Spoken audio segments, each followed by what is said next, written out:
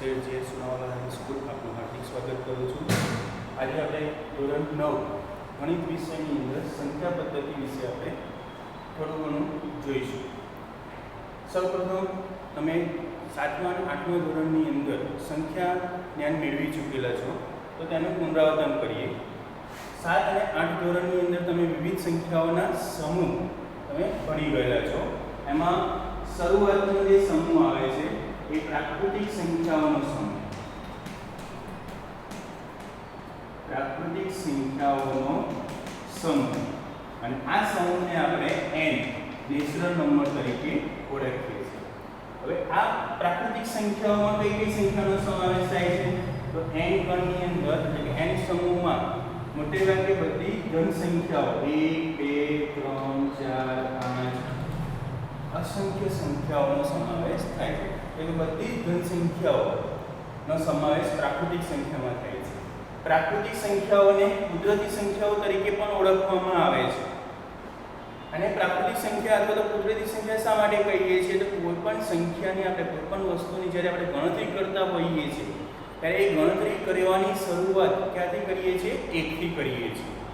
ક્લાસની અંદર વિદ્યાર્થીઓની સંખ્યા કેટલી હાજર છે, જો આપણે કોઈ વિદ્યાર્થીને એવું કહીએ તે ગણતરી કરવાની શરૂઆત ક્યાંથી કરશે? 1 થી કરશે કે 1 2 3 4 5 એમ કરીને બધા વિદ્યાર્થીઓ ગણી કાઢશે કે કુલ સંખ્યા કેટલી હાજર છે. એટલે નેચરલી જ્યારે આપણે ગણતરી કરવાનું આવે છે ત્યારે કોઈ પણ પદાર્થો હોય કે પછી બીજા કોઈ વસ્તુ હોય એની ગણતરી આપણે 1 થી શરૂઆત કરીએ છીએ. તો અહીંયા પણ આ બધી સંખ્યાની શરૂઆત ક્યાંથી થાય છે? 1 થી થાય છે. અને બધી ધન સંખ્યાઓ છે. તો એટલે જ એને પ્રાકૃતિક સંખ્યા અથવા તો આપણે એને કુદરતી સંખ્યા તરીકે પણ ઓળખીએ છીએ. પ્રાકૃતિક સંખ્યામાં સૌથી નાની સંખ્યા તમે જુઓ વિદ્યાર્થી મિત્રો 1 છે, કારણ કે શરૂઆત ક્યાંથી થાય છે? 1, અને 1 થી સૌથી નાની સંખ્યા છે.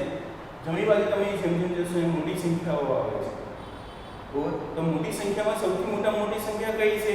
તો આપણે કહેવું મુશ્કેલ છે કે મોટી સંખ્યા કઈ છે. કે આપણે એમ કહી શકીએ કે મોટી સંખ્યાનું અસ્તિત્વ છે નહીં. નાની સંખ્યા તો 1, એટલે પરીક્ષામાં એક પ્રશ્ન પૂછાય કે પ્રાકૃતિક સંખ્યામાં સૌથી નાની સંખ્યા કઈ છે? તો 1 આવે એનો જવાબ.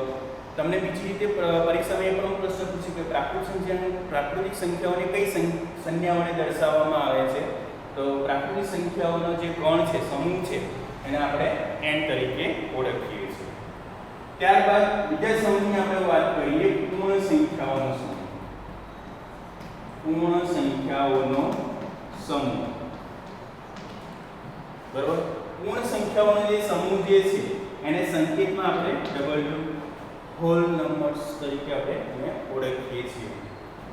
આની અંદર કઈ કઈ સંખ્યાઓનો સમાવેશ થશે? એટલે કે W પૂર્ણ સંખ્યાઓ, એમાં કઈ સંખ્યાઓનો સમાવેશ થાય છે?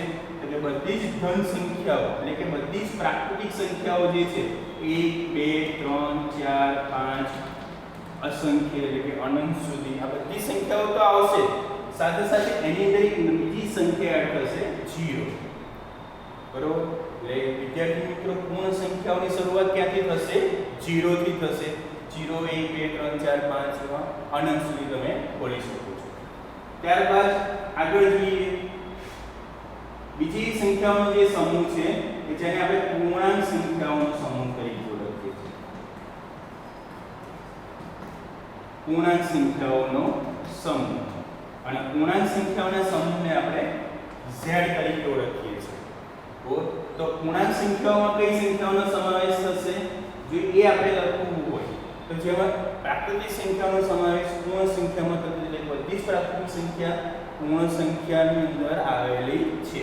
એ જ રીતે દરેક પૂર્ણ સંખ્યા 0 થી લઈને બધી જ ધન સંખ્યાઓનો સમાવેશ પૂર્ણાંક સંખ્યામાં પણ થાય છે. એટલે 0 1 2 3 4 અનંત સુધી આ પૂર્ણ સંખ્યાઓનો સમાવેશ પૂર્ણાંક સંખ્યામાં થાય છે. તદુપરાંત એક નવી બીજી સંખ્યા કે આ બધી ધન સંખ્યાઓની વિરોધી સંખ્યા, એટલે 1 છે તો -1, 2 છે તો -2, 3 છે તો -3, અનંત સુધી.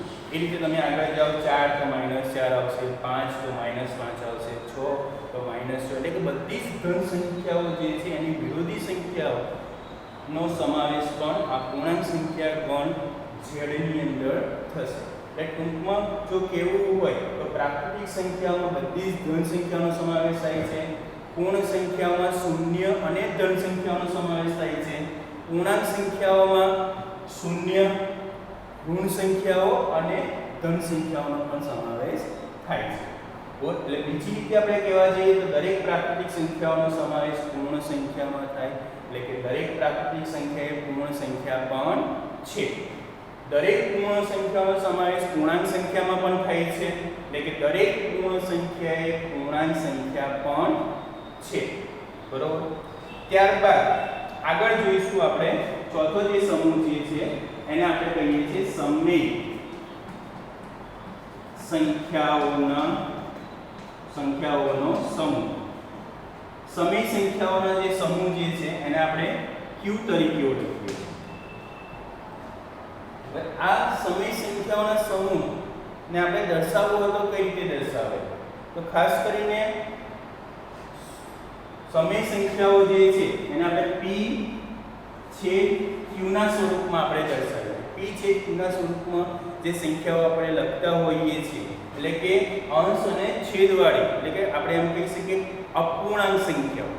તો અપૂર્ણાંક સંખ્યાઓ દરેકે દરેક સંખ્યાઓનો સમાવેશ આ સમય સંખ્યાના સમૂહની અંદર થાય છે. હવે એમાં એક ખાસ ધ્યાન રાખવાનું છે કે પૂર્ણ સંખ્યા સમય સંખ્યાઓ કોને કહેવાય? તો P છેદ Q ના સ્વરૂપની બધી સંખ્યાઓ જે છે એને સમય સંખ્યા તરીકે ઓળખવામાં આવે, જ્યાં P અને Q એ પૂર્ણાંક છે પણ Q is not equal to 0. એટલે કે P જે અંશમાં લખાય છે, Q જે છેદમાં લખાય છે, P અને Q બંને પૂર્ણાંક છે, એટલે કે ધન પણ છે, 0 પણ છે. પૂર્ણાંક સંખ્યાઓમાં ધન પણ આવે, શૂન્ય પણ આવે અને ઋણ સંખ્યાઓ પણ આવે. એટલે P અને Q પૂર્ણાંક સંખ્યાઓ છે પણ છેદમાં જે Q જે સંખ્યા આવશે એ is not equal to 0, એટલે શૂન્ય સિવાયની પૂર્ણાંક સંખ્યા છે. એટલે P શૂન્ય પણ હોઈ શકે, ધન પણ હોઈ શકે, ઋણ પણ હોઈ શકે, પણ Q ક્યારેય શૂન્ય હોઈ શકે નહીં. હા, એ ધન હોઈ શકે કે ઋણ હોઈ શકે, પણ શૂન્ય હોઈ શકે નહીં. એટલે આપણે બીજી રીતે કહીએ તો સમય સંખ્યાઓમાં કઈ સંખ્યાનો સમાવેશ થશે? તો કે જે P છેદ Q ના સ્વરૂપની જે સંખ્યાઓ, જ્યાં P એ પૂર્ણાંક સંખ્યા છે અને Q એ શૂન્યતર પૂર્ણાંક સંખ્યા છે, એમ પણ આપણે કહી શકીએ. અહીંયા શબ્દ જે શૂન્યતર પૂર્ણાંક સંખ્યા, એટલે કે શૂન્ય સિવાયની પૂર્ણાંક સંખ્યાઓ. એટલે P જે છે એ પૂર્ણાંક સંખ્યા છે, શૂન્ય પણ હોઈ શકે, ઋણ સંખ્યા પણ હોઈ શકે અને ધન સંખ્યા પણ હોઈ શકે. જ્યારે Q છે એ શૂન્ય ના હોય, શૂન્ય સિવાયની ધન સંખ્યા અથવા તો ઋણ સંખ્યા હોઈ શકે. ઉદાહરણ રૂપે આપણે જોવું હોય, દાખલા તરીકે બરોબર, -3/2, 1/2, 0/5 આવા તમે ઉદાહરણો આપી શકો છો. વિદ્યાર્થી મિત્રો, અહીંયા આપણે 4 પ્રકારના સમૂહ વિશે આપણે જોઈ ગયા છે. પ્રાકૃતિક સંખ્યાઓનો સમૂહ, પૂર્ણ સંખ્યાઓનો સમૂહ, પૂર્ણાંક સંખ્યાઓનો સમૂહ અને સમય સંખ્યાઓનો સમૂહ. હવે એની અંદર તમે જુઓ કે પ્રાકૃતિક સંખ્યાઓનો જે સમૂહ છે એ દરેક સંખ્યાનો સમાવેશ પૂર્ણ સંખ્યા ગણની અંદર થાય છે. પૂર્ણ સંખ્યાઓનો સમાવેશ પૂર્ણાંક સંખ્યાઓની અંદર પણ થાય છે. તો શું પૂર્ણાંક સંખ્યાઓનો સમાવેશ પૂર્ણ સંખ્યામાં સમય સંખ્યામાં થાય છે નથી થતો? હા, થાય છે. દરેક પ્રકારની પૂર્ણાંક સંખ્યા જે છે એ સમય સંખ્યા પણ છે. કઈ રીતે? તો સમય સંખ્યાનું સ્વરૂપ કયું છે?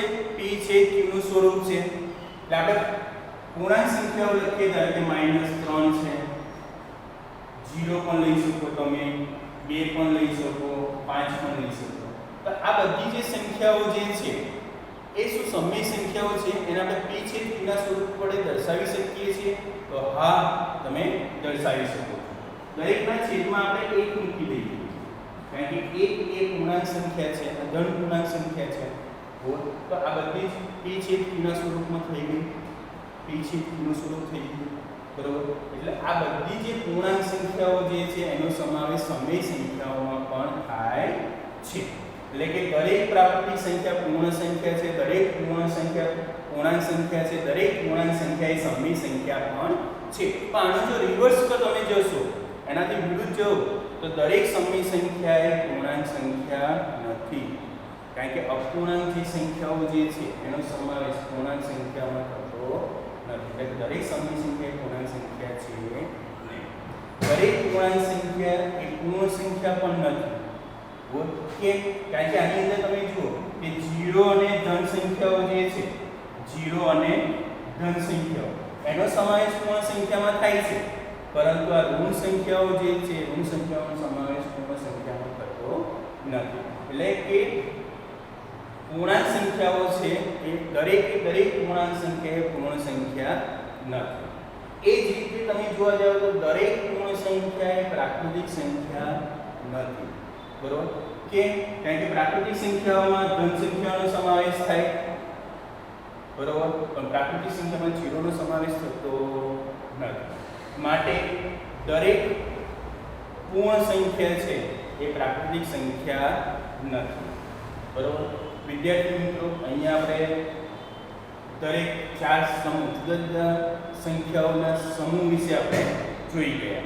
હવે તમને એમ કહેવામાં આવે કે કોઈ પણ બે સંખ્યાઓ વચ્ચે કુલ કેટલી સંખ્યાઓ રહેલી છે, તો એનો એક તમને સરળ સંખ્યા રેખા વડે તમે દર્શાવીશ.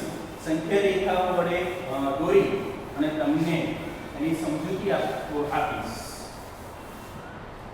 ફોર એક્ઝામ્પલ, અહીંયા આપણે સંખ્યા રેખા દોરીએ છીએ. સંખ્યા રેખા આપણને દોરતા આવડે છે. બિલકુલ સેન્ટરમાં અહીંયા આપણે લઈએ છીએ 0. 0 ની જમણી બાજુ બધી ધન સંખ્યાઓ છે, અનંત સુધી આવશે. એની ડાબી બાજુ બધી ઋણ સંખ્યાઓ છે. બરોબર વિદ્યાર્થી મિત્રો, આ સંખ્યા રેખા આપણે યોગ્ય પ્રમાણમાં લઈને દોરતા આપણે શીખી ગયા છે. જો આની શરૂઆત કરશો તો 1 થી શરૂઆત કરવામાં આવે છે. આપણે 1 પછી જે સંખ્યાઓ જે છે તેને આપણે પ્રાકૃતિક સંખ્યાઓ કહીએ છીએ. જો 0 થી સ્ટાર્ટ કરીશું, આપણે 0 થી સ્ટાર્ટ કરવા જઈએ તો એને પૂર્ણ સંખ્યાઓ છે, પૂર્ણ સંખ્યાઓ.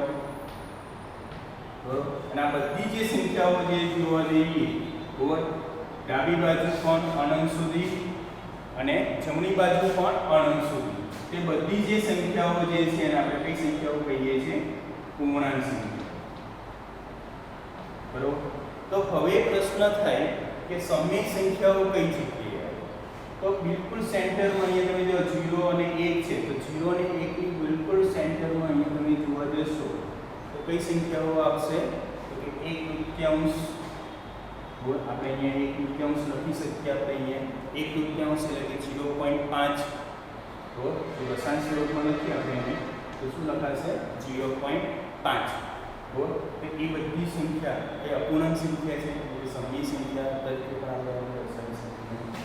અહીંયા જોવા જઈશું તો 3/2 એટલે કે 1.5 એ પણ સંખ્યા રેખા પર આપણે દર્શાવી શકીએ. 1 અને 2 ની બિલકુલ વચ્ચે.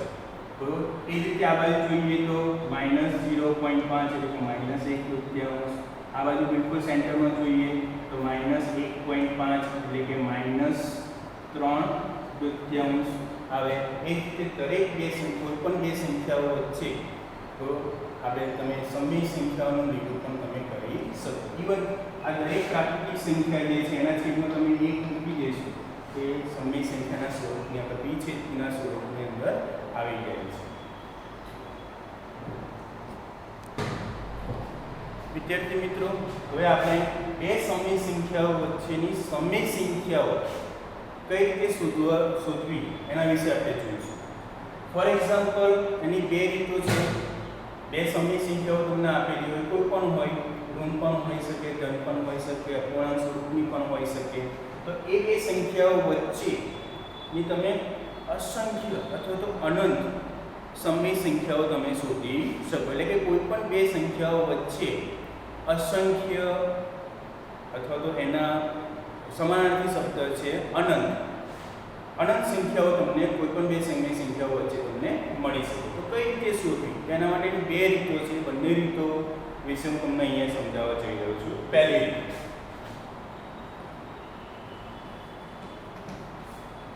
રીત જે છે કે કોઈ પણ બે સંખ્યાઓ તમને આપેલી હોય, ધારો કે a અને b, આ બે સંખ્યાઓ છે a અને b. a અને b કોઈ પણ હોઈ શકે. હવે એ a અને b વચ્ચેની તમારે 3 કે 4 કે 5 જે પણ તમને પૂછ્યું હોય એ સંખ્યાઓ તમારે શોધવી છે. તો કઈ રીતે શોધાશે? તો એક સિમ્પલ મેથડ છે સરેરાશ પદ્ધતિ. કે a અને b, ધારો કે a અને b બે સંખ્યાઓ તો છે, તો પ્રથમ સંખ્યા શોધવી છે. પ્રથમ સંખ્યા તો a અને b બંને સંખ્યાઓનો તમારે સરવાળો કરવાનો, એટલે કે a + b અને એના ભાગે કેટલા કરવાના? 2. એટલે કે સરેરાશ સંખ્યા શોધવાની જે પદ્ધતિ જે છે એ પદ્ધતિ વડે તમે a અને b વચ્ચેની કોઈ સંખ્યા હોય તે સંખ્યા તમે શોધી શકો છો, કે સમય સંખ્યા શોધી શકો છો. કે આ મેથડ છે કે કોઈ પણ બે સંખ્યા તમારે લેવાની, એ બે સંખ્યાઓનો તમે સરવાળો કરો અને એને 2 વડે તમે ભાગી નાખો, તો એટલે તમને એ બે સંખ્યાઓની વચ્ચેની સંખ્યા મળી જશે. ફોર એક્ઝામ્પલ, ઉદાહરણ તરીકે આપણે લઈએ. ઉદાહરણ તરીકે ધારો કે 1 અને 2 વચ્ચેની સમય સંખ્યા આપણે શોધવી છે. કેટલી શોધવી છે નક્કી નથી, પણ આપણે શોધવી છે. તો અહીંયા a બરાબર આપણે કેટલા લઈએ છીએ? 1 અને b બરાબર આપણે કેટલા લઈએ છીએ? 2. તો પ્રથમ સંખ્યા શોધવી છે. તો પ્રથમ સંખ્યા કઈ થશે? તો સૂત્ર પ્રમાણે શું હતું? a + b ભાગ્યા 2. એટલે કે તમને આપેલી બે સંખ્યાઓ છે, બંનેનો સરવાળો કરો અને એને 2 વડે ભાગી નાખો. તો અહીંયા 1 અને 2 એટલે 1 + 2 ભાગ્યા કેટલા કરવાના? 2. બરોબર? એટલે કે 1 + 2 એટલે કેટલા થશે? 3. 3 ભાગ્યા કેટલા કરવાના? 2. એટલે કે 3/2 એ તમારી પ્રથમ સંખ્યા થાય જે 1 અને 2 ની વચ્ચે આવેલી છે. હવે ધારો કે વિદ્યાર્થી મિત્રો બીજી સંખ્યા શોધવી છે. બીજી સંખ્યા કે જે 1 અને 2 ની વચ્ચે આવેલી છે. આનું તમે સંખ્યા રેખા વડે પણ તમે દર્શાવો કે ધારો કે આપણે અહીંયા 0 લઈએ છીએ, અહીંયા 1, અહીંયા 2 અને અહીંયા 3 છે. આ થોડું દૂર લખું છું મેં 0. તો 1 અને 2 ની વચ્ચેની જે સંખ્યાઓ જે છે, તો અહીંયા આપણે 1 છે અને આ 2 છે, એને બિલકુલ વચ્ચે સરેરાશ પદ્ધતિની અંદર બિલકુલ સેન્ટરની સંખ્યા આવશે. એટલે કે આ 3/2 કે આવશે બિલકુલ સેન્ટર, અહીં 3/2. બરાબર? હવે આપણે બીજી સંખ્યા શોધવી છે. તો એક સંખ્યા તરીકે a લો, બીજી સંખ્યા તરીકે 3/2 લો. બરાબર? એટલે કે a + 3/2 જે પહેલો જવાબ છે, પહેલી સંખ્યા જે આપણને મળી છે. એક તો મૂળ સંખ્યા 1 અને બીજી સંખ્યા જે પ્રથમ સંખ્યા આપણને વચ્ચેની મળી છે 2. તો એ બંને સંખ્યાનો શું કરવાનો? સરવાળો અને એને 2 વડે તમે ભાગી નાખો. તો અહીંયા શું થશે? ઉપરની સંખ્યાનો તમે લસા લો તો આના છેદમાં કેટલા આવશે? 2. તો 2 + 2 + 3 બોલ અને છેદમાં કેટલા જશે? 2. બરાબર? 3 ને 2 5 અને આ છેદનો છેદ ક્યાં જશે? છેદ છે એ ક્યાં જશે? છેદમાં જશે. એટલે 2 × 4 એટલે 5/4. આ તમને બીજી એક સંખ્યા મળી. તો એ સંખ્યા ક્યાં આવશે? તો સંખ્યા રેખા પર આપણે જોઈએ તો આ 1 છે અને આ 3/2 છે. એના બિલકુલ સેન્ટરમાં અહીંયા કઈ સંખ્યા આવશે? 5/4. જો વિદ્યાર્થી મિત્રો તમારે ત્રીજી સંખ્યા શોધવાની કે તો તમે 1 અને 5/4 નો પણ ઉપયોગ કરી શકો. આ સૂત્રની મદદથી તમે 1 અને 5 વચ્ચે બિલકુલ સેન્ટરમાં રહેલી બીજી સમય સંખ્યા પણ શોધી શકો છો. એ જ રીતે 2 અને 3/2 નો પણ ઉપયોગ કરી શકો છો. 2 અને 5/4 સંખ્યાનો પણ તમે ઉપયોગ કરી શકો છો. એટલે એક સામાન્ય સૂત્ર જે છે કે કોઈ પણ બે સમય સંખ્યાઓ તમને આપેલી હોય એ બે સંખ્યાઓ વચ્ચેની તમારે સમય સંખ્યા શોધવાની થાય. એટલે કે પહેલી સંખ્યા આપણે શોધતા હોઈએ એ વખતે a + b ભાગ્યા કેટલા કરવાના? 2. એટલે કે કોઈ પણ બે સમય સંખ્યાઓ તમને આપેલી હોય એ બંને સમય સંખ્યાઓ વચ્ચેની સમય સંખ્યા શોધવાની થાય ત્યારે બંને સંખ્યાઓનો તમારે સરવાળો કરવાનો અને એને 2 વડે ભાગી નાખવાનો. બીજી રીતની વાત કરીએ આપણે, કોઈ પણ બે સંખ્યાઓ વચ્ચેની સમય સંખ્યાઓ શોધવાની બીજી રીતની હવે આપણે ચર્ચા કરીશું. તો બીજી રીત કેવી છે એ તમે બરાબર ધ્યાનથી જોજો, પછી તમને પહેલી રીત અને બીજી રીતમાંથી જે અનુકૂળ આવે એ રીત વડે તમે આ દાખલો ગણી શકો છો. બીજી રીતમાં આપણે શું કરવાનું છે કે બે સંખ્યાઓ તમને આપેલી હોય, ફોર એક્ઝામ્પલ ઉદાહરણ લઉં છું કે ધારો કે 2 અને 3, 2 અને 3 વચ્ચેની 3 સમય સંખ્યાઓ શોધો. હવે વિદ્યાર્થી મિત્રો તમને અહીંયા શું કીધું છે? 2 અને 3 વચ્ચેની 3 સમય સંખ્યાઓ તમારે શોધવાની છે. તો 2 અને 3 વચ્ચેની પૂર્ણાંક સંખ્યા તો એક પણ નથી, અપૂર્ણાંક સંખ્યા મળી શકે એટલે કે સમય સંખ્યાઓ મળી શકે. બાકી પૂર્ણ, પૂર્ણાંક કે પ્રાકૃતિક સંખ્યા તો 2 અને 3 વચ્ચે એક પણ છે નહીં. તો હવે એ સંખ્યાઓ કઈ રીતે શોધવી? પહેલી રીત તો હતી જે આપણે એ બંને સંખ્યાનો સરવાળો કરો અને 2 વડે તમે ભાગી કાઢો એટલે તમને 2 અને 3 વચ્ચેની પહેલી સંખ્યા મળી જશે. ત્યારબાદ પહેલી સંખ્યા અને જે જવાબ આવ્યો છે પહેલી સંખ્યા વચ્ચેની જે સંખ્યા એ બંનેનો ઉપયોગ કરીને પણ તમે બીજી સંખ્યા શોધી શકો. હવે બીજી રીતની ચર્ચા કરીએ છીએ અત્યારે. તો બીજી રીતમાં શું કરવાનું કે 2 અને 3 આપણે સંખ્યાઓ કેટલી શોધવાની છે? કુલ 3. તો 3 માં 1 ઉમેરો એટલે કે 4.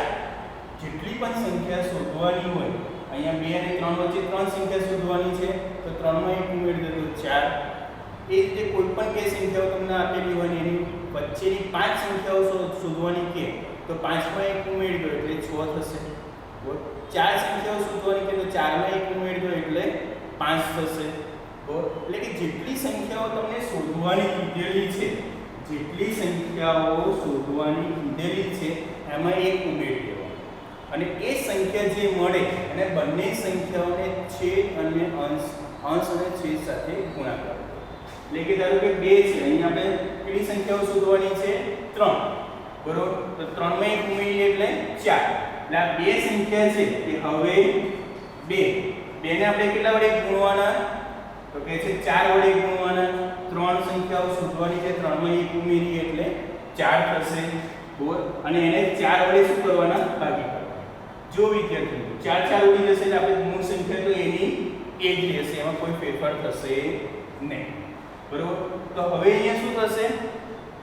તો કે 4